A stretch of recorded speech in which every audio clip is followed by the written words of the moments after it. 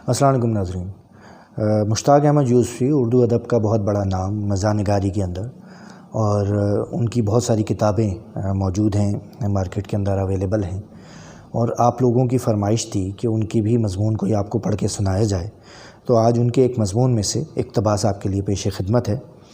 وہ آدمی ہے مگر دیکھنے کتاب نہیں۔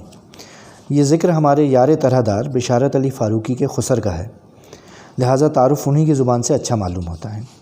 وہ ہمیشہ سے میرے کچھ نہ کچھ لگتے تھے۔ جس زمانے میں میرے خسر نہیں ہوئے تھے تو پھپھا ہوا کرتے تھے، اور پھپھا بننے سے پہلے میں انہیں چچا حضور کہا کرتا تھا۔ اس سے پہلے بھی یقیناً وہ کچھ اور لگتے ہوں گے، مگر اس وقت میں نے بولنا شروع نہیں کیا تھا۔ ہمارے ہاں مراد آباد اور کانپور میں رشتے ناتے ابلی ہوئی سوئیوں کی طرح الجھے اور پیچ پر در پیچ گھتے ہوتے ہیں۔ ایسا جلالی اور ایسا مغلوب الغضب آدمی زندگی میں نہیں دیکھا۔ ہر وقت غصے میں بھرے رہتے، گالی ان کا تکیہ کلام تھی۔ ظاہر ہے کچھ ایسے لوگوں سے بھی پالا پڑتا جنہیں باوجود گالی نہیں دے سکتے تھے۔ ایسے موقعوں پر زبان سے تو کچھ نہ کہتے، مگر چہرے پر ایسا ایکسپریشن لاتے کہ قدآدم گالی معلوم ہوتے۔ کس کی شامت آئی تھی کہ ان کی کسی بھی رائے سے اختلاف کرتا؟ اختلاف تو درکنار، اگر کوئی شخص محض ڈر کے مارے ان کی رائے سے اتفاق کر لیتا تو فوراً اپنی رائے تبدیل کر کے اس کے سر ہو جاتے۔ کسی کی رائے سے اتفاق کرنے میں اپنی سبکی سمجھتے۔ ان کا ہر جملہ نہیں سے شروع ہوتا۔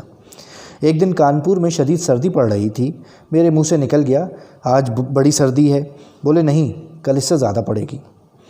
وہ چچا سے پھپھا بنے اور پھپھا سے خسر الحضر، لیکن مجھے آخر وقت تک نگاہ اٹھا کر ان سے بات کرنے کی جسارت نہیں ہوئی۔ نکاح کے وقت قاضی کے پہلو میں بیٹھے تھے۔ قاضی نے مجھ سے پوچھا قبول ہے؟ ان کے سامنے منہ سے ہاں کہنے کی جرت نہ ہوئی، بس اپنی تھوڑی سے دو ٹھونکیں مار دیں، جنہیں قاضی اور قبلہ نے رشتہ مناکحت کے لیے ناکافی سمجھا۔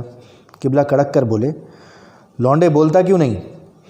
ڈانٹ سے میں نروس ہو گیا۔ ابھی قاضی کا سوال پورا نہیں ہوا تھا کہ میں نے جی ہاں قبول ہے کہہ دیا۔ آواز یخلق اتنی زور سے نکلی کہ میں خود چونک پڑا۔ قاضی اچھل کر صحرے میں گھس گیا۔ حاضرین کھلکھلا کر ہنسنے لگے۔ اب قبلہ اس پر بھنا رہے ہیں کہ اتنے زور کی ہاں سے بیٹی والوں کی ہیٹی ہوتی ہے۔ بس تمام عمر ان کا یہی حال رہا، اور میں تمام عمر کرب قرابت داری اور قربت قہری دونوں میں مبتلا رہا۔ قبلہ نے مائیوں کے دن عین اس وقت جب میرا رنگ نکھارنے کے لیے اپٹن ملا جا رہا تھا کہلا بھیجا کہ دلہا میری موجودگی میں اپنا منہ صحرے سے باہر نہیں نکالے گا۔ 200 قدم پہلے سواری سے اتر جائے گا اور پیدل چل کر عقد گاہ تک آئے گا۔ عقد گاہ انہوں نے اس طرح کہا جیسے اپنے فیض صاحب قتل گاہ کا ذکر کرتے ہیں۔ اور سچ تو یہ ہے کہ قبلہ کی دہشت دل میں ایسی بیٹھ گئی کہ مجھے تو عروسی چھپر کھٹ بھی پھانسی گھاٹ معلوم ہو رہا تھا۔ کسی زمانے میں راجپوتوں اور عربوں میں لڑکی کی پیدائش نحوست اور قہر الہی کی نشانی تصور کی جاتی تھی۔ ان کی غیرت یہ کیسے گوارا کرتی کہ ان کے گھر بارات چڑھے؟ داماد کے خوف سے وہ نوزائیدہ بچی کو زندہ گاڑ آتے تھے۔ قبلہ اس وحشیانہ رسم کے خلاف تھے۔ وہ داماد کو زندہ گاڑ دینے کے حق میں تھے۔ چہرے، چال اور تیور سے کوتوالے شہر لگتے تھے۔ کون کہہ سکتا تھا کہ بانس منڈی میں ان کی عمارتی لکڑی کی معمولی سی دکان ہے؟ نکلتا ہوا قد، چلتے تو قد، سینہ اور آنکھیں تینوں بیک وقت نکال کر چلتے۔ جب دیکھو جھلاتے تنتناتے رہتے۔ مزاج، زبان اور ہاتھ کسی پر قابو نہ تھا۔ گھٹتا ہوا کستری بدن ململ کے کرتے سے چھلکتا تھا۔ کیکری کی سلائی کا چوڑی دار پاجامہ پہنتے، چوڑیوں کی کثرت کے پاجامہ نظر نہ آتا تھا۔ دھوبی الگنی پر نہیں سکھاتا تھا، علیحدہ بانس پر دستانے کی طرح چڑھا دیتا۔